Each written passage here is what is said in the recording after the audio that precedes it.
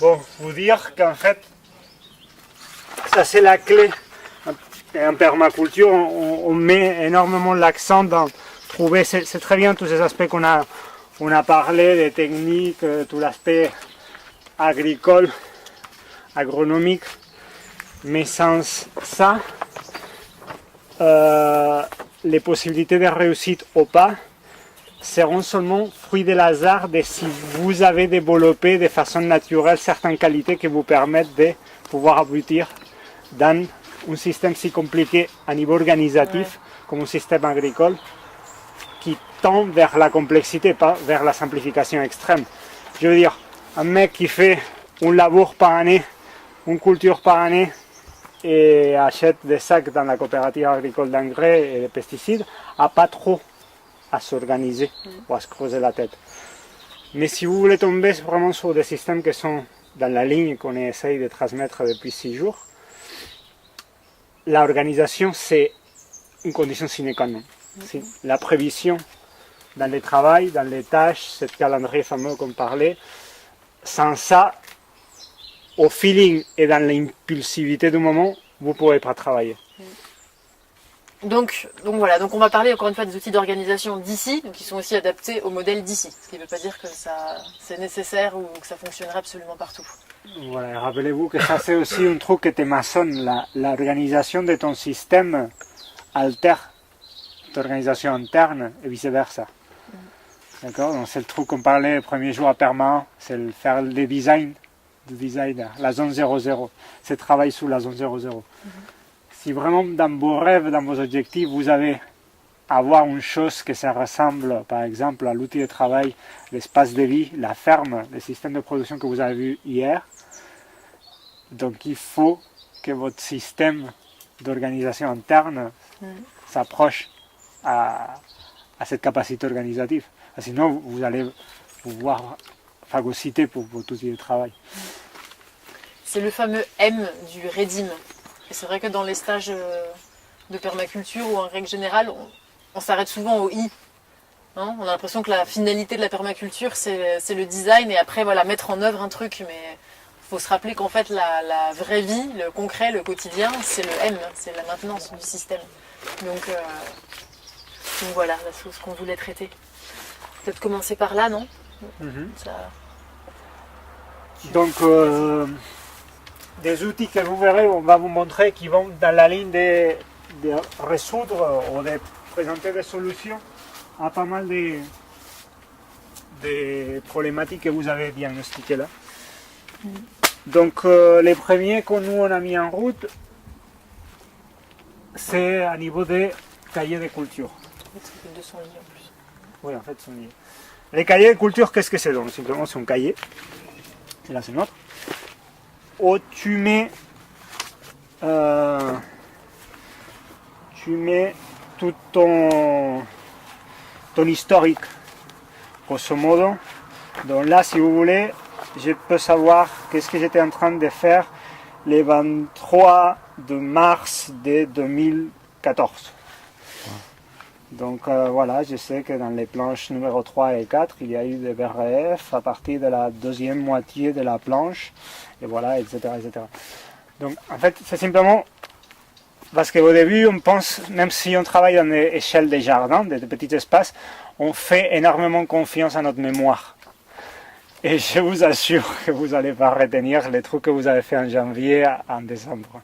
C'est impossible. Surtout dans des systèmes qui tournent beaucoup et d'année en année, je ne te parle pas. Et encore moins, voilà, c'est ça, d'une année sur l'autre. Donc, un cahier de culture, vous pouvez le structurer de 1000 façons. Les nôtres, je vais le faire tourner. C'est fait d'une façon très simple. C'est le jour et le mois et l'action concrète que ça fait, ou s'il était une expérience, donc faire parfois, vous voyez, des petits schémas, donc sur la ligne par exemple. Là, c'était quoi? Là, c'est une plantation de black turtle, c'est un haricot sec. Donc la première ligne avait été avec une argile spéciale que un ami m'a passé, l'autre sans cette argile. Et après il y a un autre test avec des composts, avec 100 composts, avec compost et un système différent à poker et pas sur la ligne. Bon, peu importe, le truc c'est que vous notez, vous faites votre schéma, doit être clair pour vous, doit être simple. Vous pouvez le faire plus ou moins joli. Moi, d'habitude, je prends des notes assez rapidement et je ne suis pas super prof. Mais pour moi, ça suffit. Et c'est moi qui dois l'utiliser. Donc, est-ce que ça veut dire que vous revenez régulièrement sur ce passé en fait d'action parce que je me dis, par exemple là, 23 mars 2014, là on est en 2017, qu'est-ce qui va faire que tu vas revenir en 2014 Ça sert surtout par exemple à savoir si la plantation, je l'ai réussi en 2014. Ouais. J'ai déjà une info super intéressante au niveau par exemple des calendriers réels pour mon lieu. En fait, c'est surtout d'une année sur l'autre, on peut le dire. C'est pas tellement. C'est vrai qu'aujourd'hui. Ah, tiens, en 2014, voilà. C'est avoir une logique d'idée de bon, on a récolté la récolte l'année dernière autour de quelle date. Ouais. Ou qu'est-ce qui avait marché bien sur les tests qu'on avait fait, quel a été le mieux test. En fait, comprendre que c'est grâce à ça qu'on réussit vraiment à élaborer sa planification. En fait, on a l'impression que d'abord on fait sa planification et qu'après on l'exécute. Mais en fait, une planification, ça s'élabore beaucoup avec l'expérience. Donc c'est pour ça, en fait, les trucs fondamentaux à noter, c'est déjà au niveau des plantations ou des semis. Voilà, qu'est-ce qu'on sème, qu'est-ce qu'on plante. D'ailleurs, au début, on a du mal à estimer.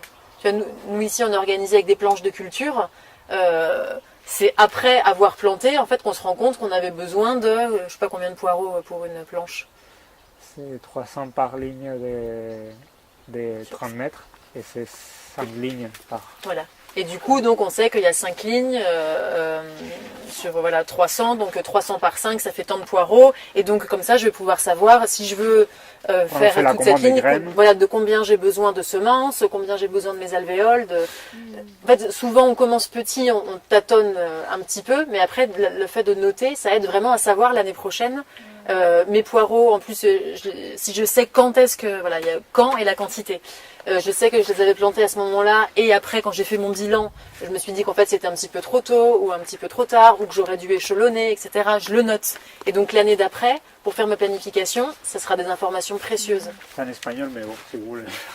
Donc voilà. Donc journal de bord. C'est ça. Ouais. Mais c'est un journal de bord en fait qui est vraiment qui fournit toute la matière pour la planification.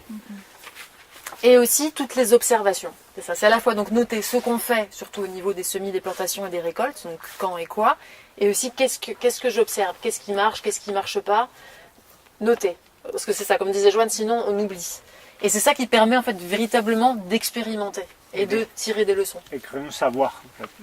En fait, je comprends d'une année sur l'autre, mais quand c'est au-delà, quel va être le lien ou le point référent qui va te faire te rappeler quand telle année tu avais fait telle expérimentation par exemple? Des fois aussi ça peut être tu fais une expérimentation une année, pour une raison X tu la fais pas l'année d'après, mais du coup tu te rappelles et tu te dis ah oui, comment j'avais fait cette année-là, c'est une accumulation de savoir. Une base de données. C'est une base de données, il y a toujours des moments où tu te poses des questions, tu te rappelles des choses que tu as faites ou que tu n'avais pas faites et ça permet vraiment d'avoir une progression en fait. Ouais. Le souci quand on ne le fait pas, et moi c'est beaucoup mon cas, parce que c'est aussi lié à des questions de personnalité, moi je suis plus... je fonctionne plus avec les élans et les envies. En plus, moi j'ai une autre place dans l'organisation de la ferme qui fait que j'ai du mal à me dégager du temps pour les tâches agricoles, donc souvent c'est plus un élan de là j'ai vraiment envie d'être dehors et de faire un truc. Et le souci comme ça en fait c'est que même si j'expérimente plein de choses, j'arrive pas vraiment à en tirer des leçons. Tu vois, au moment de planter, je vais planter de cette façon-là, de cette façon-là. Là je vais mettre de la cendre, là je vais pas en mettre. Ou je vais utiliser tel outil ou tel outil. J'ai l'impression de super bien m'en rappeler. Je me dis c'est vraiment intéressant, là j'ai fait de deux façons différentes. À la fin de la saison je sais plus du tout. Je ne saurais pas dire les choux qui sont les plus beaux, comment je les ai faits, et encore moins au moment de les replanter l'année d'après ou 2 ans plus tard, quoi. C'est vraiment pour ça, pour se créer un savoir et une expérience de noter. C'est comme une mémoire externe, en fait, c'est comme notre cerveau. Voilà, c'est disque dur. Moi, j'ai pas envie de mettre tout ça dans la tête. Tous les bienfaits de l'écriture. Voilà, c'est un des avantages. Et aussi par rapport aux rotations. Tu vois, là, le fait d'avoir plusieurs années, je me rappelle, voilà, la patate, je l'ai mise là il y a 2 ans. Ça, c'est pareil, tu as l'impression que tu t'en rappelles très bien. Et encore plus quand tu es sur une petite surface. Mais au bout d'un moment, tu sais plus. C'est impossible. C'est trop que disait Fred. Moi, je me souviens, une année sur 2. Mais au-delà de là, c'est flou total. Donc, en fait, c'est à partir du cahier de culture que tu sors, au moins ça va fonctionner comme ça. J'ai sorti le plan de rotation quelques années plus tard, en repérant toute cette info. Je me suis dit, d'accord, donc quelles sont les choses qui marchent, quelle quantité on est en train de sortir, est-ce qu'on arrive à commercialiser, est-ce qu'on est par-dessus ou en dessous de nos besoins, tout ça. Et de là, c'est après que j'ai créé le plan de rotation. Et là aussi, donc ça commence à rentrer aussi tous les calendriers de plantation. Parce que j'ai déjà un plan de rotation, du coup à l'avance, je peux savoir. Et donc les calendriers de plantation servent à quoi? Ça découle d'où? Ça découle de ce plan de rotation, ça découle d'une prévision d'obtenir les semences. Donc là, obtenir les semences. Au début, le plus simple que je vous recommande, c'est vous ne cassez pas la tête. Achetez des boulevilles, achetez des plantes, essayez de faire les plus simples de tout. Mais au début, investissez ces ronds frais qu'avec le temps, vous essayerez d'enlever de votre liste de frais. Mais au début, vous allez mettre un paquet là. Parce que c'est le plus simple, ça va vous dégager énormément de temps et vous n'allez pas devoir compter avec ces prévisions. Donc nous, au début, par exemple, on achetait tous les oignons en boulevilles, on a acheté les premières années tous les plants de poireaux, on a acheté pas mal de plants de tomates toutes faites et tout ça. Et de petit à petit, on s'est fait avec un capital intellectuel, des graines aussi, des variétés qu'on a testées, on a dit d'accord, celle-là marche bien, celle-là ça convient, ça l'est pour la commercialisation, et bien parce que ça tient, parce que c'est facile à récolter, c'est pas parce que les clients l'aiment. Donc là, tu commences à chercher d'autres stratégies au-delà de l'achat. Ouais. Je nuancerai l'achat sur la surface aussi, parce qu'on a des copains en commun qui ont acheté de la semence à gogo, quoi, et ne plus savoir quoi faire de ces semences, quoi. Si tu achètes, tu as une petite surface et que tu achètes énormément de patates, bah ok, tu vas planter une monoculture de patates si tu as envie, mais je pense qu'après il y a d'autres graines qui étaient prévues à planter dans ce jardin, et du coup ok, j'ai acheté une folie, il faut que je redistribue, donc tu vas voir tous tes copains et tout ça, mais voilà, j'ai juste ayé une idée un peu en tête au moins. C'est des cas extrêmes aussi. Ouais, peut-être aussi. Il faut voir simplement les cas de la densité de plantation que tu vas avoir besoin. Mais peut-être jamais tu n'auras jamais planté une patate, du coup tu n'auras aucune idée du rapport des kilos de semences au mètre carré qu'il faut. Mais cette info, tu la trouves en 5 minutes. Ouais. Mais c'est pas si extrême. Je pense que beaucoup... c'est aussi en fait, je ne sais pas si vous avez l'habitude de regarder un peu les catalogues de semences, mais c'est génial, ça fait trop rêver, on a super envie, se dire ça aussi on a envie d'essayer, et puis ça aussi c'est un moment très enthousiasmant. Et les semences, même si au final ça peut paraître une charge assez importante quoi, dans la compta d'une ferme, mais chaque sachet ça coûte pas grand chose quoi, c'est quelques euros. Donc on en rajoute et moi je pense que c'est assez classique au début de commander beaucoup trop de graines, trop de variétés, trop de diversité. Voilà, et trop de diversité par rapport à ce qu'on est en mesure de gérer. Donc c'est vrai que ça, l'obtention des semences, idéalement ça doit vraiment se faire en fonction déjà d'une planification, de savoir ok, j'ai cette place là, j'ai la capacité de gérer ça, et aussi la commercialisation. Au fil des années, on se restreint aussi de plus en plus. Chaque année, lorsqu'on fait la planification, qu'est-ce qui s'est bien vendu, qu'est-ce qui se vend moins bien. Et donc, c'est aussi un facteur important à prendre en compte, quoi. D'accord, il faut que ça rentre dans le plan de rotation, il faut qu'on soit en mesure de le produire sans que ça soit trop difficile, il faut que ça corresponde à notre réalité par rapport à l'eau, par rapport au sol, et il faut aussi qu'on puisse le vendre, quoi. C'est beaucoup de facteurs à croiser. Donc voilà, ça vous déterminera comme vous allez obtenir vos graines. Au début, vous tomberez beaucoup de ça. Après, vous pouvez tomber sur certaines variétés simples à faire sur ça. Ou simplement parce qu'il n'y a pas dans les marchés la variété que vous aimez ou vous voulez conserver. Et voilà, il y a grosso modo 2 grands moments à gérer à niveau d'obtention des plantes ou des graines. Que c'est en été pour les plantations d'automne-hiver et en hiver pour les plantations de printemps. D'accord, donc avoir en tête ça, qu'on serait dans le stress de la bataille de l'été, plan récolte, la commercialisation, gestion des cultures, etc., mais dégager quelques neurones pour planifier la plantation des trucs si vous voulez faire voir des trucs en hiver, parce que les choux qu'on mange en hiver, on les sème en été. Et vice-versa, l'hiver est beaucoup plus calme, beaucoup de moments de réflexion, et la plantation de printemps, normalement, on a beaucoup plus de temps. Et l'autre chose, c'est les calendriers lunaires, qui vraiment c'est intéressant. Celle-là, c'est celle de Maria Thun, calendrier biodynamique. Il y a plein de modèles différents. Vous verrez que si vous, comparativement, vous prenez plusieurs, parfois ils ne sont pas d'accord. Bon, c'est un truc. Ça, pour moi, c'est un guide. Fait qu'on essaye de le suivre.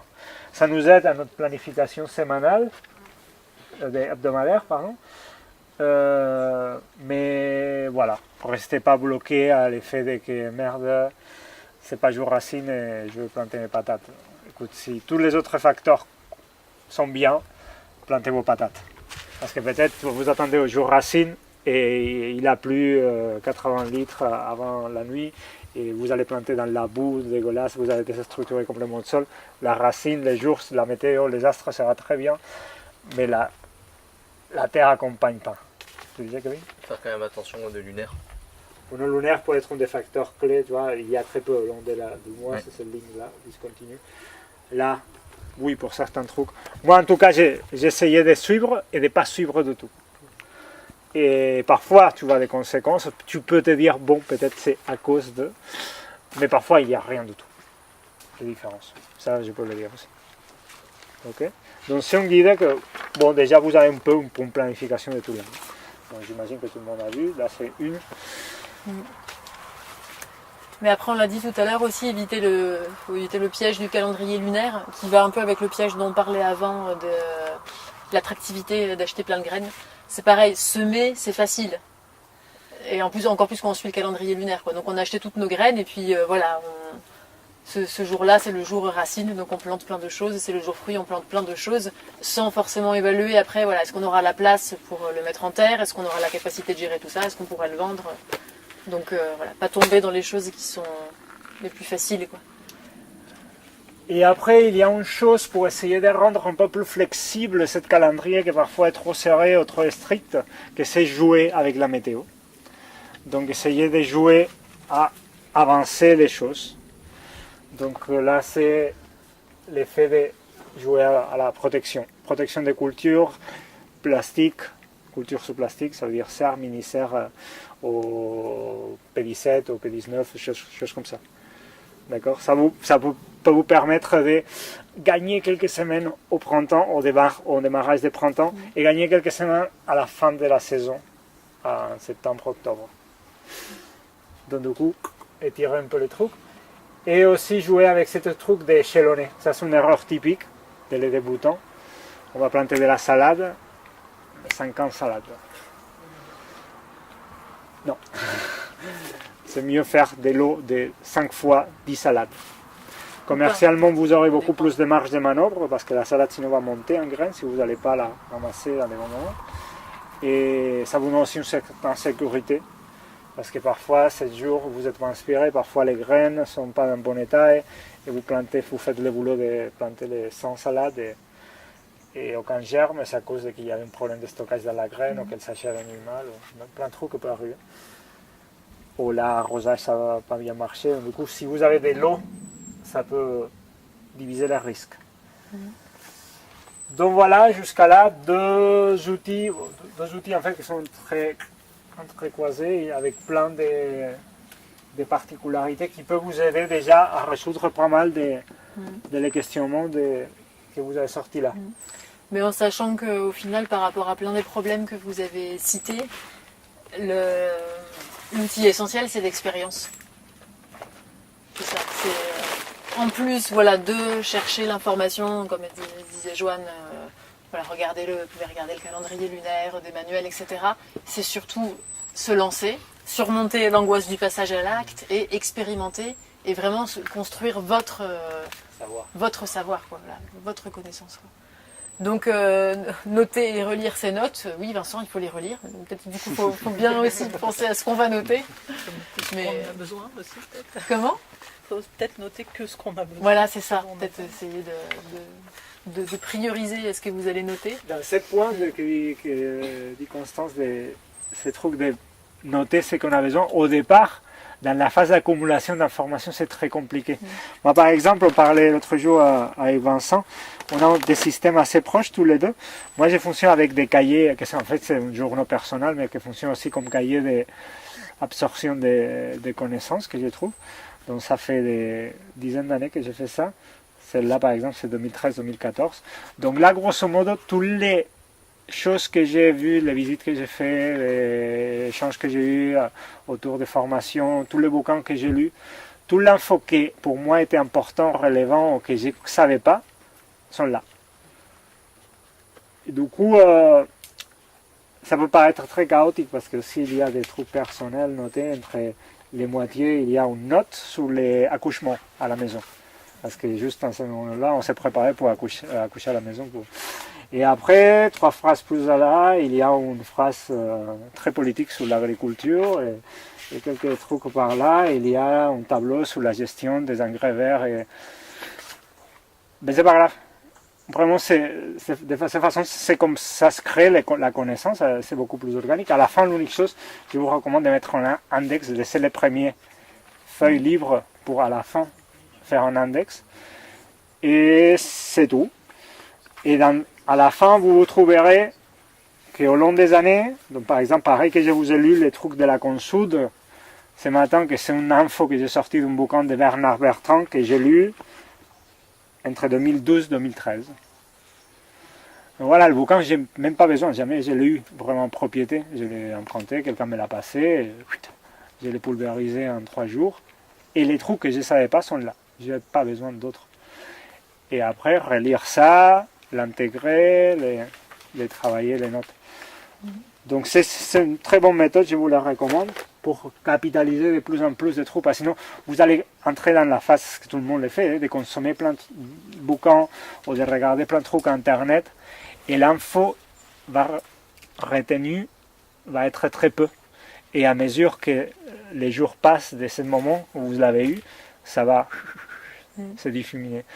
Si au même temps que vous regardez une vidéo, vous avez votre cahier, vous prenez vraiment des notes, des trucs importants ou que vous ne saviez pas, ça va rester là et vous pouvez revenir et les chercher et savoir que ça, je l'ai vu quelque part, je l'ai noté où. Prendre l'index et trouver une autre fois. Parce que sinon, on est immerse dans cette merveilleuse société de l'information, mais un excès d'information, c'est désinformation à la fin. Donc voilà, un outil qui est très important aussi dans les lignes de cahier. À niveau organisation individuelle et collective, bon, surtout collective, des choses que nous on a mis en place.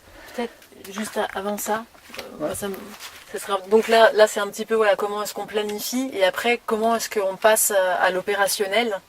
Avant de parler de l'organisation perso ou collective, dire ce que nous on utilise, c'est des listes. On en parlait tout à l'heure. Mais du coup, voilà, qui découle de tout ça, de faire des listes globales, des listes concrètes. Enfin, il y a pas mal de listes, et que les listes aussi, c'est un super outil pour voir avec ce truc-là, avec ce truc du niveau d'énergie ou de l'élan. Faut voir que ça, c'est quand même aussi un des grands luxes du métier de paysan par rapport à lorsqu'on est salarié ou par rapport à plein d'autres activités. On reste quand même maître de ses journées et de ce qu'on peut faire. Donc ça c'est super. En même temps souvent ça fait peur. D'autant plus qu'on n'a pas du tout été éduqué pour ça. Tous ceux on est passé par l'école où en fait on a un horaire super précis, on est hyper cadré, on nous dit tout le temps ce qu'il faut qu'on fasse. Donc une difficulté qu'on a très souvent, c'est on ne sait plus quoi faire. On ne sait pas par quoi commencer, on ne sait pas comment s'organiser. Donc des fois ça peut être génial, ça peut être vécu comme un sentiment de liberté assez euphorisant, et d'autres fois c'est très très angoissant. Et du coup nous ce qui nous aide dans ces cas-là, c'est d'avoir nos listes. Dans ces moments-là, qu'est-ce que je fais? Bon, je sors ma liste, et là en fonction aussi de comment je me sens, de la météo, on en parlait tout à l'heure, ben voilà, j'ai le choix entre une série de choses à faire où je sais qu'elles sont plus ou moins importantes, je les ai priorisées, et comme ça, voilà, je sais où aller. Et je ne dois pas tout le temps me demander qu'est-ce que je peux faire, qu'est-ce que je dois faire. De les 2 millions de choses que j'ai une légère conscience qu'il faudrait faire aujourd'hui, j'ai fait quoi? Donc non, pour ça, il y a 7 merveilleux trucs que c'est pas qui l'a inventé. C'est la liste. Mais en plus, les listes, tant qu'on n'a pas noté, il y a le cerveau qui continue à chercher ce qu'on a oublié. Je ne sais pas si vous avez noté ça. Et donc ça n'arrête pas, ça tourne, ça peut même tourner toute la nuit, quoi. Donc, cette histoire de liste, hein, attendez un moment. En fait, moi, avec le recul des années, les trucs que j'ai vus qui marchent mieux, c'est quand je suis, après avoir dîné le soir, avoir fait la vaisselle et tout ça, et les filles sont couchées, et j'ai mon petit heure et demie de calme. C'est bon, d'habitude je suis en train de bouquiner ou faire d'autres choses. Mais j'ai une feuille quelque part dans la maison. Et mon cerveau génère des trucs spontanément dans ce moment-là. Et hop, je la note, tel comme il vient. Je ne fais pas trop de sélection ni rien, tu vois, de dire, ah, aujourd'hui c'est vrai qu'avec Pépé ça serait bien parler pour dans une semaine, bah, je le note. Ou il faudrait, je sais pas, l'arbre là qui a tombé, la branche celle-là, qui était la branche basse que je viens de couper ce matin, là, était dans ma liste. Mais il faut que je me promène avec un outil là, juste qui tombe là, des trucs. Bon, je les note. La question c'est, je ne fais pas des trucs. Et ça donne une liste générale qui peut être, c'est super chaotique. Il n'y a pas une priorisation, il n'y a rien. Si on commencerait à suivre la liste, je passerais ma journée à faire des kilomètres au long de la ferme sans aucune cohérence. Et il n'y a pas des trucs qui sont urgents dans cette liste. Donc, du coup, après cette liste, c'est comme la merde de toutes les listes, il vient des sub-listes. Des sub-listes qui peuvent être beaucoup plus les trucs que je garde dans ma poche. Et c'est le truc qui me permet vraiment d'organiser la semaine ou le mois. Et du coup, ça permet aussi de faire la liste collective. Donc nous, on fonctionne aussi avec une réunion par semaine, les lundis normalement. Pas tous les lundis, parce qu'il y a des moments, à cause des moments qu'il y a plein de visites, ou que c'est moments de l'année où il n'y a pas beaucoup de boulot, que chacun est parti un peu à droite et à gauche. On ne se fait pas réunion systématiquement. Mais s'il y a tous ces facteurs qu'on est tous là, plus ou moins, et qu'on a le temps, on se fait une réunion le lundi et organise la semaine, donc lundi, mardi, et nous on organise un système qu'en fait nous a permis de solutionner pas mal de trucs qu'on avait eu des problématiques au long des années de notre vie collective, d'être très clair dans les moments qui sont collectifs et les moments qui ne sont pas collectifs. Donc, nous on a défini que les matins de tous les jours, potentiellement, sont collectifs, de lundi à dimanche. On a enlevé mercredi matin parce qu'il y a le marché à Boulogne. Mais sinon, potentiellement, tous les jours. Et on a défini aussi l'heure de départ. Parce que ça, c'est une connerie, pareil. On s'est dit, bon, lundi matin, on va faire... Oui, mais lundi matin commence à quelle heure, lundi? Parce que pour moi, le matin peut commencer à 7h. Et pour quelqu'un, à 9h30. Et c'est très chiant de voir aller lever quelqu'un au revoir, de dire... Écoute, c'est prêt, on y va? Donc vraiment, essayer de cibler au maximum pour qu'il soit super clair, que personne ne se mette des questions. On se trouve à 8h30, on se trouve dans la yourte. Ça ne veut pas dire que si un jour on a passé une nuit de merde, comme ça arrive souvent dans cette étape de la vie, donc à 8h30 peut-être je ne suis pas là. J'essaye de les faire savoir, ou les autres savent déjà que peut-être est-ce qu'il y a eu ça. Non? En fait, l'idée de définir un maximum de choses, ça ne veut pas dire qu'on va tout le temps s'y tenir, mais au moins qu'on a une base sur laquelle discuter. C'est ça qui est important. C'est-à-dire que potentiellement c'est tous les matins, mais en fait après il y a un milliard d'exceptions. Mais on va s'en informer, on va dire tiens tel jour je ne suis pas là parce que je pars faire ceci ou parce que cela. Mais au moins on en parle. En fait c'est surtout essayer d'éviter les situations d'incertitude où on ne sait pas ce qu'on va faire, on ne sait pas qui va être là. Donc il faut mieux définir des choses sur la base de laquelle discuter plutôt que rester dans l'imprécision ou l'indéfinition. Il paraît que de définir très bien le début de la journée collective, on définit très clairement la fin de la journée collective. Parce que si on s'approche là à l'heure et tout ça, les gens peuvent s'organiser, parce qu'après la journée collective rentre les temps individuels. Donc, du coup, si je dois donner rendez-vous pour les médecins, je sais que ma journée collective finit à midi, donc voilà, à 1h30 je peux être au médecin. Voilà, choses comme ça, qui vraiment paraît très simple et très logique, mais beaucoup de fois ça ne se fait pas et c'est source de conflit. Et définir les objectifs. Donc là, dans les tableaux, vous voyez, c'est simplement les matins. les matins de tous les jours, plus ou moins, il y a toute une liste de choses à faire. Essayez, il y a eu quelqu'un qui l'a dit, de en fait, faire une planification trop optimiste. Ouais. Essayez de vraiment rester pessimiste. Surtout au début, vous n'aurez pas une idée claire de combien de temps vous prend les tâches. Donc essayez de mettre les doubles de temps que vous avez prévu. Le pire qui peut passer, c'est que vous finissez avant. Génial. Mais au début, vraiment, mettez le double. C'est la règle de chantier, ça. Je ne sais pas si on vous l'a dit. Si jamais vous lancez dans la construction, dans l'autoconstruction, dans un chantier, prévoyez toujours 3 fois plus de temps et 3 fois plus cher que ce que vous imaginez quand vous... Donc là, c'est un peu le même principe. Après, dire aussi que ces difficultés-là, c'est des difficultés qui sont naturelles et qui se surmontent avec le temps. Au début, on ne sait jamais. Voilà, l'estimation du temps de travail, elle est très très difficile. Après, c'est avec le temps et l'expérience. Donc là aussi, si on peut capitaliser son expérience, si on peut la noter et vraiment créer cette mémoire, bah c'est ça qui va nous permettre avec le temps d'être de plus en plus précis. Donc voilà, cette liste, on revient un peu à la liste qui sert à organiser les réunions, que les réunions ont cet aspect des moments et tout ça. Revenir un peu à la liste globale est aussi divisée. Quand vous avez toute votre liste infinie des choses à faire, de tous les trucs que vous avez passé pour la tête, une façon intéressante à l'organiser, c'est en fonction de où la tâche est dans quelle zone. Et à la fin, vous aurez un paquet de tâches qui se font dans la zone 1, dans la zone 2, dans la zone 3, ou un autre groupe que nous on a créé, les tâches administratives. À ne pas négliger. À ne pas négliger parce qu'il y a un bon paquet de ça. Ouais. Et une fois que vous l'avez classé, dispatché un peu dans cette organisation de zones, vous priorisez entre important et urgent, vous faites un ranking de priorités. Et à partir de cette liste, déjà un peu plus travaillée, vous pouvez commencer à vous organiser. Et savoir, d'accord, de cette liste globale, je vais sortir quoi chaque semaine.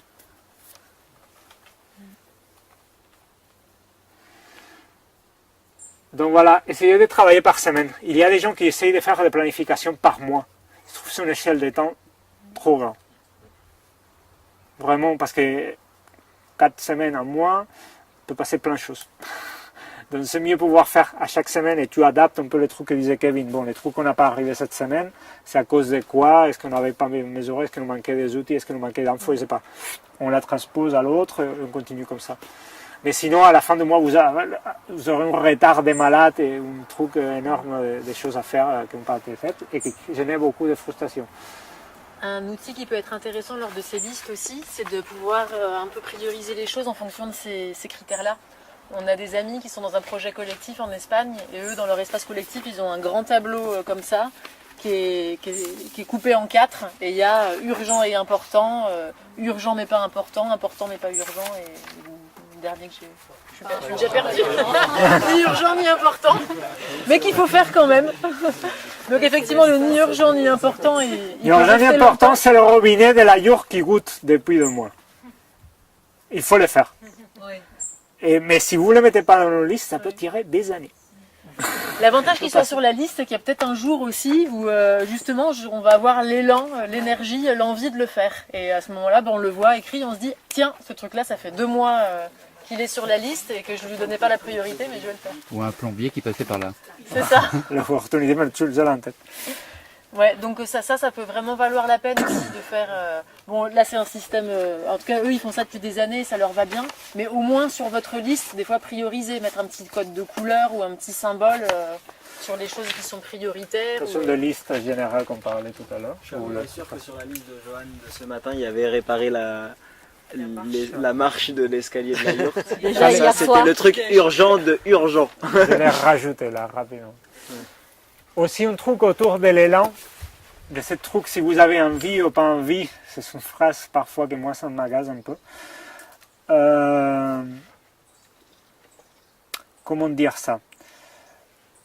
Dans ce métier, si vous voulez, que c'est pas un métier, comme on a dit, c'est un mode de vie d'être paysan ou néo-paysan, ou appelez ça comme vous voulez. Une vocation. Voilà, il y a ces côtés de... Apprendre aussi, je pense, à ne pas se poser trop de questions sur je dirais pas se mettre complètement de côté, mais en tout cas pas rester égocentré tout le temps sur si j'ai envie ou pas envie. En fait, ça c'est un luxe de notre société, de notre moment historique, de nos éducations, de plein de trucs. Surtout parce que parfois, je vous assure que vous n'aurez pas envie. Du tout. Et si vous restez bloqué dans ces trucs de j'ai pas envie, peut être vraiment difficile. Mais après, c'est lié aussi avec la planification. Parce que si sur le moment, j'ai pas envie, mais que je sais très clairement que ça, je dois le faire à ce moment-là, parce que sinon, dans 2 mois, je pourrais pas faire ceci, ou parce que sinon, ma culture va se perdre, et donc tous les efforts que j'ai faits avant sont inutiles. À partir du moment où on réussit à mieux se projeter dans le temps, et vraiment lier l'acte concret que j'ai pas envie de faire avec les actes précédents et suivants, c'est beaucoup plus facile de trouver la motivation. Mais ça demande une discipline mentale et d'un reformatage de beaucoup de choses qui sont établies au long de toute une vie d'avoir des choix. Un choix particulier que c'est très intrinsèque à notre société de hyperabondance de disponibilité de richesses, grosso modo. L'avantage d'une petite surface comme ça, c'est que j'ai pas envie de désherber, enfin si j'ai une surface plus grande, j'ai pas envie de désherber ou j'ai pas envie de faire ça, malheureusement il faut le faire pendant une semaine. Là, t'as vraiment pas envie de le faire, alors que là tu peux avoir 2-3 petites tâches qui te font envie, et puis bon là ça va, je me sens mieux, et je peux passer sur une tâche qui me fait envie. T'avances de toute façon sur quelque chose.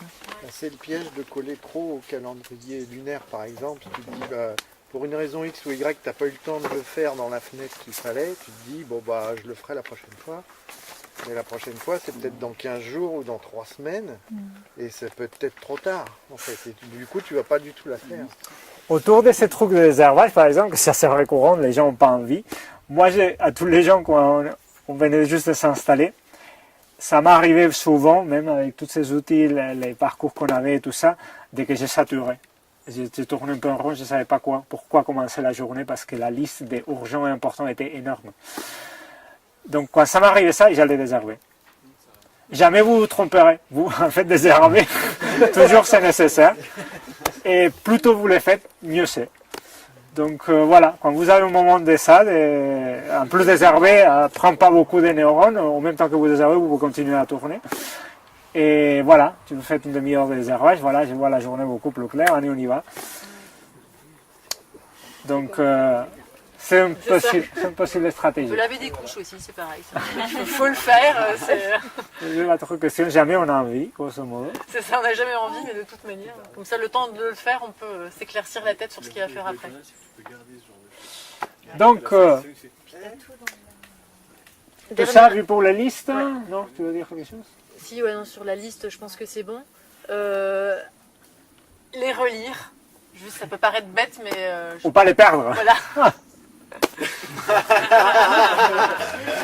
Faire des listes, c'est chouette. Des fois, on a l'impression qu'on prend sa vie en main, quoi. C'est chouette. Je fais ma liste, mais après, faut la relire, faut savoir où elle est et il faut pouvoir s'y retrouver. Voilà, ça peut paraître bête, mais voilà. Je parle de vécu. Et tu le mets sur ta liste, ça, pour relire la liste? C'est ça. Ouais. Ah oui, et autre chose aussi, un petit conseil pour les listes. Même les petits trucs cons, mettez-les sur les listes juste pour la satisfaction de les barrer. Oui, c'est ça. Même des fois des choses que vous avez déjà faites. Ça c'est Marguerite, vraiment, je ne fais pas ça. Non, mais voilà, c'est aussi pour gérer ce petit niveau d'énergie et d'élan. Des fois c'est hyper gratifiant de se rendre compte de ce qu'on a fait et de ne pas toujours se sentir devant tout ce qu'il y a à faire. Donc voilà, n'hésitez pas à écrire les petites choses connes pour le plaisir de les barrer. Moi, les trucs que je vous recommande, c'est la liste générale, bouge pas.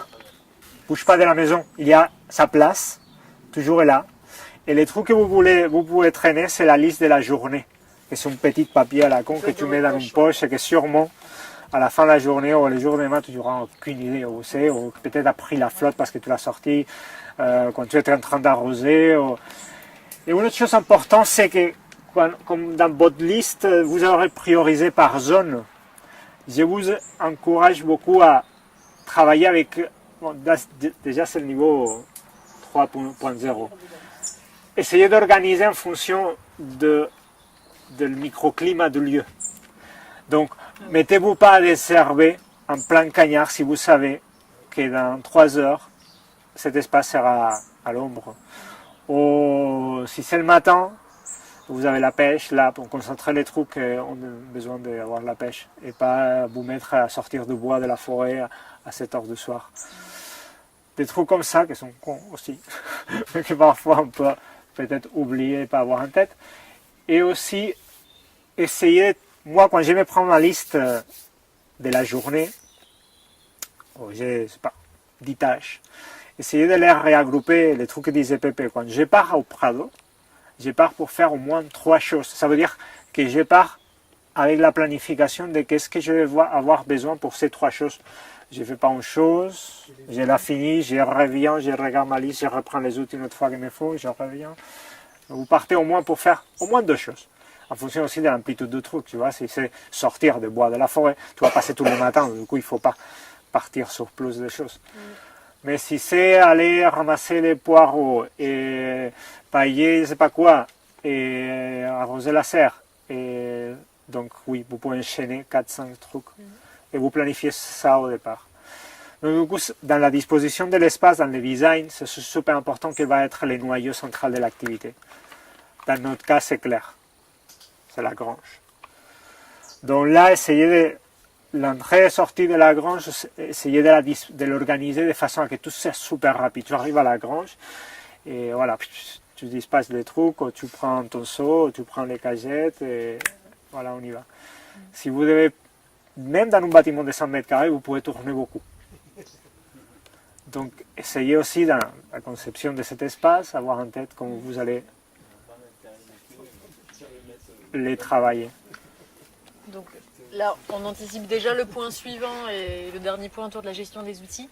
Avant de passer à là, par rapport à l'organisation collective, quelque chose qui nous paraît vraiment important, c'est aussi, c'est exactement ce dont on parlait tout à l'heure, quoi. Que tout ça c'est bien gentil, les réunions, les tâches collectives, etc. Mais aussi vraiment de prendre soin de la relation. Et nous ce qu'on recommande c'est que ce ne soit pas juste des relations de travail, d'essayer aussi de prendre du temps pour faire des choses sympas, pour se voir en dehors du lieu, voilà, pour avoir des échanges informels, prendre soin de cet aspect-là. Bon, on peut en parler plus longtemps, on a déjà dit pas mal de choses, mais... Là, comme des anecdotes, des trucs, quand on était avec Juan Lu, par exemple, le mec qui vient d'arriver cet après-midi, dans la ferme où on était avant en Espagne, qu'il y a un moment où Margarita était aussi. Donc on a organisé un jour par semaine de faire des ateliers pour nous-mêmes, en fonction des connaissances de chacun du groupe. Donc ça nous a permis de faire des trucs sur Aikido, sur des premiers soins, sur des percussions. Une façon de cette capitale intellectuelle qu'on a tous, ou c'est même des choses qui nous passionnent, que rarement on se donne le temps pour les échanger avec les autres. Donc institutionnaliser par exemple ça, non? Ou aller se promener dans la nature, se prendre les sacs à dos et les tentes et partir aux Pyrénées, là où vous voulez, mais sortir du cadre où vous êtes toujours. Ce qu'on dit là, toutes les grosses boîtes multinationales le savent, hein, c'est pour ça qu'ils envoient leurs salariés faire la teuf ensemble ou partir une semaine je sais pas où. Bon, c'est le même principe, quoi. C'est que on travaille vachement mieux ensemble lorsqu'on a ce lien et cette amitié et cette communication qui va au-delà de la relation de travail. Vous aviez fait une petite soirée conte, c'est ça, il n'y a pas longtemps? Ouais. Ouais. Ça va un peu dans ce cadre-là. Aussi. Ouais. Où tu vois, là, vendredi matin, moi dans mon planning, je vais avec Charlotte et une autre copine, on va chanter. Et voilà, se prendre du temps pour faire des choses comme ça, quoi. Récréation. C'est ça, dans ces parenthèses-là. Il y a aussi tous ces trucs des repas surtout. Des repas un peu... Moi, tous les collectifs que j'ai vus qui marchent, au moins partagent une des repas. Un repas par jour. Ouais. Un repas par jour. Donc travailler dans l'organisation, c'est le rituel social par définition qui plus nous lie. Donc essayer un des peu rituels qui nous reste encore, essayer de les garder et de l'utiliser. Voilà, pour avoir ce temps d'échange informel où on peut effectivement un peu débriefer sur, comme tu disais, voilà, sur ces petites choses qu'on a bien vécues, mal vécues. Mais en tout cas avoir le temps et l'espace pour ça, quoi. Et du coup, dans la gestion d'outils. Allez, gestion d'outils. D'ailleurs, c'est en lien avec l'organisation collective. Vous en avez déjà parlé. Source très très importante de conflits et d'inefficacité. Il y a un ou deux zen. Ça me fait bizarre à voir comme ça. Bref, et d'inefficacité dans le travail tant individuel que de groupe. Ça fait penser que c'est inné, quoi. C'est ça, ouais. Ah oui, oui, oui. En tout cas, je pense effectivement que l'efficacité n'est pas innée. En tout cas, pas chez moi. Et, par rapport au collectif, dire que ça aussi, c'est hyper important de définir clairement quels outils sont collectivisés et quels outils sont perso. Notamment voilà, les outils électriques, etc. Toutes les choses qui ont une certaine valeur. En fonction, il n'y a pas de règle, hein, ça dépend vraiment de chacun, du lien qu'on a aux objets, de notre rapport à l'argent, de nos qualités de communication, de plein de choses. Mais on a vu que dans la plupart des projets collectifs, il y a des gens qui décident, certains outils qui partagent et d'autres non. Et c'est comme ça que ça se passe bien.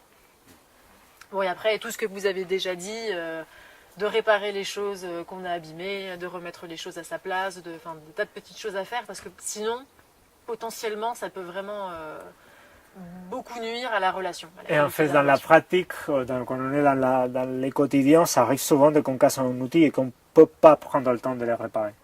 Donc, donnez-vous, pareil qu'il y a des moments pour se trouver un collectif, pour organiser la semaine ou des choses comme ça.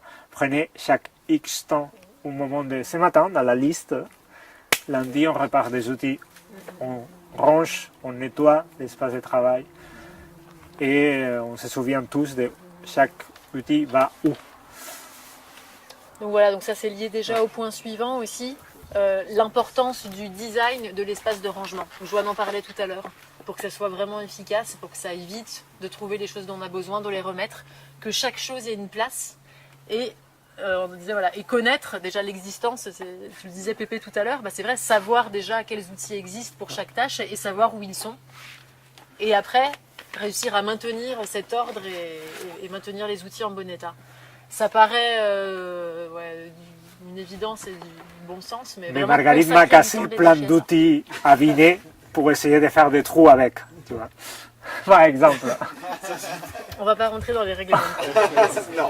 Ou sortir des arbres avec des pelles, tu vois, des pelles à creuser, pelles. Donc voilà, donc, vraiment. Ça veut dire aussi être formé, effectivement, vraiment savoir quel outil sert pour quelle chose, quoi. Ce qui n'est pas évident. On a une collection impressionnante de houes à Canlao, mais on ne peut pas utiliser n'importe quelle houe pour n'importe quoi. Faut le savoir. Voilà, prenez le temps. Par rapport à ce point-là, Pépé, j'aimerais bien que si tu peux témoigner un peu. Ouais, dans l'ordre et la maintenance, soyez rigoureux, quoi. Moi, c'est ce que je retiens aussi. C'est facile de laisser traîner un outil et en fait, quand on en a besoin, c'est super chiant. Alors, c'est aussi collectif que personnel, quoi. C'est vraiment dans les deux. Putain, mais où est-ce que j'ai mis ça? Je m'en rappelle. Je l'ai posé là en disant je l'ai mis là, mais je sais plus où il est. Et tu le retrouves 4 mois plus tard en désherbant. Et ouais, voilà, ouais, c'est clair. Tout rouillé. Pour ça, il y a une série d'outils, comme par exemple les ciseaux, les couteaux et les sécateurs, que vous les mettez dans les frais constants de fonctionnement de la ferme, parce que chaque année, il y aura sûrement la perte d'une. Donc du coup, comme il y a ça, n'hésitez pas à prendre des trucs de bonne qualité, que vous les réservez seulement pour certains trucs, comme la greffe. Les sécateurs que vous avez vus l'autre jour, je les prête à personne. Et dans la boîte à greffer, il va rester là. Et même si on a perdu l'autre, je ne vais pas le sortir. Et voilà, et des trucs de très peu qualité pour des outils qui, en fait, il ne faut pas une super qualité, parce qu'ils vont être des outils de bataille que vous savez que plus tard ou plus tôt, les stagiaires, un permanent, un gouffer, ta fille de 4 ans vont perdre. Donc ça ne vaut pas la peine de mettre un paquet là de 30 € dans un sécateur. Ça évite quelques assassinats. Ça évite que la montée en colère soit de haut niveau. Quand tu perds un sécateur qui t'a coûté... Tu relativises... Voilà. Et si c'est un made China de 3 €, tu dis bon, allez. Donc voilà, ça c'est super important vraiment. Les sécateurs, je me souviens, il y a une année catastrophique, on a perdu 4 dans une saison. Et on ne les a pas trouvés, ils sont là, quelque part. Ils se décomposent quelque part. Mais surtout au début, il y a des natures des gens qui sont par notre parcours, la vie nous a fait plus ou moins bordélique. Et vraiment, quand tu te trouves à travailler ensemble dans un outil si complexe comme un système agricole comme ça, vraiment peut être super compliqué de gérer la vie collective donnée à ça. Hein. Simplement, unique, exclusivement à ça. Donc si vous, dans les groupes, vous voulez vous rejoindre, ou vous-même, vous avez une connaissance déjà suffisamment bonne de vous-même pour vous définir ou pas comme bordélique, savoir que c'est un truc à se travailler, parce que sinon vous allez vous faire la vie impossible et faire la vie impossible aux autres. Donc, On s'arrête là? je pense qu'on va s'arrêter là. Vous avez des questions? On disait ça avec, j'allais dire, Juliette. Juliette, je suis désolé. On recommence, on coupe. Donc oui, je disais ça avec, on parlait de ça avec Juliette, ma camarade de droite. Pour l'outil d'organisation, tu as parlé de l'index, tout ça, je sais pas si vous connaissez le bullet journal. Ouais. Non. Quoi Et tu dis Le bullet journal. Et ça marche super bien en fait, notamment parce qu'à l'indexation en fait, c'est un journal où tu peux garder ton bordel, tu peux tout mettre. Mais au début, tu classes tout par indexation, donc page... Tu crées ton sommaire. Tu crées ton sommaire sur tout ça. Et tu peux tout mettre, donc page 1, bah, je mets ça, je remplis un peu, et puis page 2, il y a autre chose, donc je le remets sur l'index. Et donc ce qui fait que tu as juste à aller au début, et tu crées en fait, voilà, comme tu as ton sommaire, tu peux tout retrouver en une seconde, parce que moi je fonctionnais comme ça avec les cahiers, en fait, je tourne les pages, ça me prend 10 minutes pour retrouver le jour, alors que là c'est au début. Et surtout, il y a un système de planification des tâches, où moi je le fais à la semaine. Donc je refais ma semaine le jour, après-midi, enfin comme tu veux, il y en a qui font matin, après-midi, soir, peu importe. Et dedans tu mets à faire et tu mets un point. Donc à un point j'ai à faire ça. Et quand il est fait tu le mets une croix, donc c'est fini. Quand tu n'as pas réussi à le faire, tu mets une flèche, c'est déplacé. Et tu mets où c'est déplacé, donc ça peut être le jour d'après, la semaine d'après. Et après tu as des systèmes de code, il y en a qui mettent important, rendez-vous. D'accord, Tu c'est crées comme ta des propre fiches mobiles dans codification, un en cahier fait. avec des anneaux. Ouais. Non, rien ne bouge en fait. En fait, tu as tout dans le même cahier. Et tu peux tout mettre. Ouais. Tu crées ta propre codification, ton propre sommaire. Par exemple, tu peux faire ton planning à la page 1 et puis la suite page 20. Mais tu sauras que page 1 et page 20 sont liés parce que tu auras tout ça dans ton index en fait. Et tout ce que là où tu as un agenda avec des post-it, un carnet de notes, un journal de bord, tout est réuni là-dedans parce qu'en fait c'est instantané en fait et tu peux tout retracer. D'accord. Et ça te permet d'avoir tout au même endroit. Et de garder. C'est des costauds, des trucs. Bah ça finit par être gros à la fin. Ouais. Mais c'est surtout que tu perds rien et comme tu disais la liste, bah t'ouvres une page 44, la liste des choses importantes que j'ai à faire. Et après quand tu fais page 40, page 52, ton programme de la semaine 23, et ben tu sais que à ces trucs là j'ai ma liste qui est là. Et si j'ai des choses à rajouter, ben, j'ai juste en fait à mettre dans l'index. Oui, c'est sûr qu'il y a plein de façons de s'organiser. L'important c'est que vous mettez une méthode. Ouais. Et que si ça ne vous suffit pas, vous l'ampliez, vous cherchez d'autres choses. En parlant des cahiers, il y a un cahier qui me manque à vous montrer, que c'est le cahier de l'hiver. Dans notre cas, nous on part en hiver et c'est là qu'on fait le gros du boulot de la planification globale de l'année et les réflexions diverses et de l'ordre du design. Et de l'ordre du design. Donc, ou même des notes de préparation des formations, des stages, des bouquins qu'on a lus, ou les premiers écrits de ma fille, tout va dedans aussi. Mais au moins, je sais qu'il y a une par hiver, ça c'est l'hiver 2017. Et là, surtout, voilà, il y a tous les délires, surtout au niveau des constructions. Et c'est pratique aussi. Parce que c'est un moment de l'année, vraiment, nous, on passe pas mal de temps à ça. On génère beaucoup d'infos. Et après, tu l'as tout dans un cahier. Tout juste. Tu vois, parfois, c'est des trucs super simples. Voilà, donc ça. C'est bon, je crois qu'on a à peu près fait le tour. Ouais, c'est l'heure de toute façon. Donc, on va faire une petite pause. Moi, je voulais juste partager un truc que j'avais trouvé super intéressant dans un woofing que j'avais fait pour construire le calendrier de plantation. Les gens, ils étaient partis, c'était une ferme commerciale, hein, du coup, de leur objectif de commercialisation. Donc, ils avaient vraiment écrit semaine par semaine la composition de leur panier. Donc, c'était des gens ultra, même pour avoir de la variété d'une semaine sur l'autre, alors que c'est la même période de l'année. Donc, ils avaient compté le nombre de paniers, le nombre de kilos, machin. Ils avaient multiplié par les pertes, enfin ou divisé par les pertes, et puis après du coup ils avaient marqué, ils avaient fait un rétro-planning en fait, vraiment en disant voilà, ça c'est le chiffre d'affaires que je veux faire, donc j'ai besoin de tant de paniers, voilà la quantité de légumes que j'ai besoin à la semaine 37, et pour avoir cette quantité là, je vais faire ma plantation, ma récolte 2 jours avant, donc ma plantation 5 semaines avant, donc mon semis en serre 4 semaines avant ça, et puis donc l'achat des... Et donc par culture, faire un rétro-planning depuis le panier, quoi. Bah, je crois que tous les maraîchers qui commercialisent en AMAP font à peu près ça, ou en tout cas devraient le faire. C'est ce que disait Nicolas hier, c'est très technique. Et ça demande vraiment ça, un niveau de détail, de précision très très élevé, mais effectivement... Oui, ça devient hyper mathématique. Ouais. Et forcément, ils s'en écartaient. Moi, je suis arrivé, c'était en juillet que j'y suis allé. Et donc, C'est il y a... le Non, mais... On galère un peu là. Mais limite, ils savaient sur quelle planche ils allaient faire ça. Et donc, ils adaptaient, hein, parce qu'il y a des aléas, tes semis qui ne prennent pas, qui mettent plus longtemps, ta récolte qui met plus longtemps. Donc, ils adaptaient, mais ils avaient une sorte de schéma global prêt en février pour attaquer, quoi. Tous les maraîchers que je connais qui font ça en AMAP, ils font ça sur ordi. Et parce que du coup, aussi, tu as des programmes Excel et compagnie qui te permettent vraiment beaucoup plus facilement ça, de faire ces calculs, comme tu dis, d'incorporer les pertes, blablabla. Et comme ça, quand tu as une modification, hop, tu fais ta modification sur ordi, tu te réimprimes ton schéma. Et souvent, chez les maraîchers comme ça, tu as un truc sur le frigo ou quelque part, avec plein de codes de couleurs. Et oui, il y a des outils informatiques qui sont très très utiles aussi pour ça. Lorsqu'on commence à devoir gérer beaucoup d'informations, une grande diversité de légumes. Après, j'aimerais dire, ce truc de l'outil informatique, ça nous arrive souvent d'avoir des ex-informaticiens qui veulent faire un recyclage professionnel en étant maraîcher. Et du coup, ils ont cette maîtrise de cet outil. Et ils sont super contents de pouvoir passer des heures et des heures en face leur ordi à faire plein Excel et tout ça, et calculer tout ça. On a un copain qui, juste là, il a passé je sais pas combien de mois cet hiver à faire ça.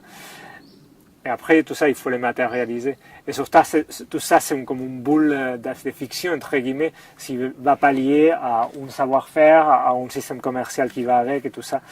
Donc, tombez pas dans les faits comme passatempo, comme on dit ça. Il ne faut pas que vos outils de planification hyper sophistiqués servent en fait pour alimenter votre angoisse du passage à l'acte. C'est-à-dire que tant que j'ai pas mon panneau, mon tableau Excel super bien fait, je peux rien faire. Oui, ça peut être une dérive, mais... Après, Joanne, il dit ça, c'est parce qu'il connaît rien à l'informatique. Moi, j'avais gagné mes listes en papier réel, qu'on les touche. Et ça, c'est sali. L'informatique, pour celui qui sait l'utiliser, ça peut être assez pratique aussi. Mais bon, pour mon expérience, vraiment. Les préoccupations, justement, de toutes les informations que tu avais déjà, ça te permet de faire un retour aussi sur ta propre expérience et de faire évoluer tes pratiques en étant conscient vraiment de ce que tu as déjà fait, quoi. Et enfin, c'est super intéressant, je trouve, d'ajouter ça comme un outil supplémentaire. Moi, j'ai un copain qui il a travaillé dans les créations de web, il a été super à haut niveau d'outils informatiques, et son iPhone le dit tout. Ah oui, c'est vrai. Chaque jour, il a des alarmes qui sautent, et tous ses plans de planification, il a mis, je ne sais pas comment ça dans le software, ou c'est la machine qui le dit, à jour d'aujourd'hui, tu dois faire tac, tac, tac, tac, tac, tac, tac. Et alors lui, il est hyper content. Il dit que ça lui ôte une angoisse, un souci vraiment en moins, parce qu'il n'a plus qu'à obéir à son smartphone, quoi. À moi particulièrement, ça fait mal aux yeux de me promener avec mon machin. Dans la poche, en plus, c'est super comme vous allez faire des trucs super à la rude, dans la météo, changeant tout le temps, tu es sous la pluie, les machins dans la poche, tu te prends un coup de brouette dans la machine, c'est pas pratique. Il est en Espagne, il n'est pas en France. Il pleut jamais. Il n'y a pas de brouette. Voilà, mais bon, pour vous donner, imagination pour voir. Chacun doit trouver son outil. Les principes sont toujours les mêmes, et après, comment le matérialiser.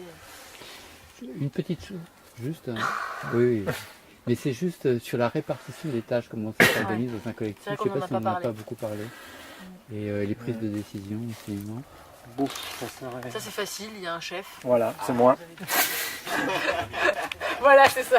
Ken Lao est un système pyramidal en définition. Oui. Non, il y a plein de logements d'outils, mais ça dépasse largement les objectifs de cette mini-présentation. Mais oui, vous devrez trouver quel est les vôtres, si la sociocratie vous va, si la prise de décision par consensus ou je ne sais pas quoi. Ouais. L'important, c'est avoir un outil et l'expérimenter et l'adapter en fonction de si ça comble ou pas le besoin. C'est simple, la répartition des tâches, c'est les femmes, la cuisine et les enfants, voilà, et pendant que les hommes vont faire le bois, donc il n'y a pas trop à se poser de questions. Non, les hommes font rien. Comment? Les hommes font rien. Et s'il y a un tracteur motoculteur de broussailleuse qui tombe en panne ou qu'il faut faire l'entretien, c'est les mecs qui vont le faire. Et s'il faut aller chercher du bois, donc c'est les mecs. Voilà. C'est des broussailleuses planquées dans la forêt. Voilà, la répartition des tâches, donc il y en a qui dirigent, il y en a qui... La compta administrative, c'est les femmes.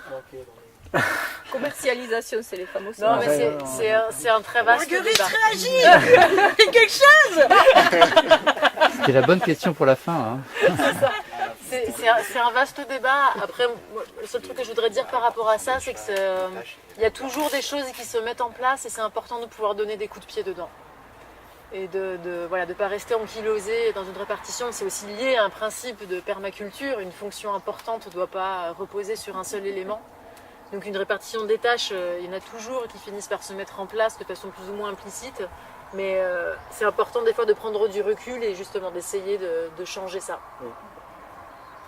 Voilà. Et après, c'est toujours pareil, hein, c'est aussi beaucoup communiquer pour que chacun puisse exprimer comment il vit la situation, comment il se sent.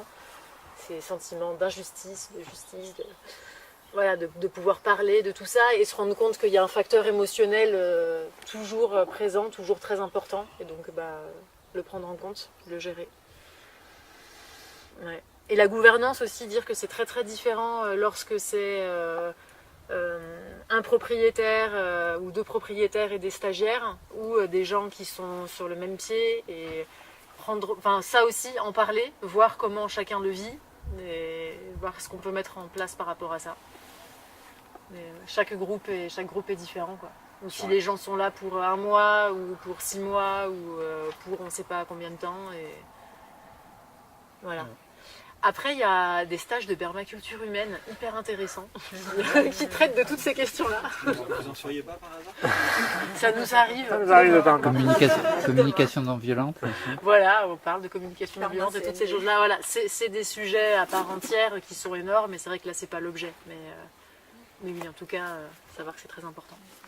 Et comme c'est la dernière journée, dernière après-midi, et qu'il est déjà, je sais pas quelle heure, 4h20. Voilà, on va s'arrêter là pour l'organisation quotidienne et concrète. Et je vais vous expliquer ce qu'on va faire après la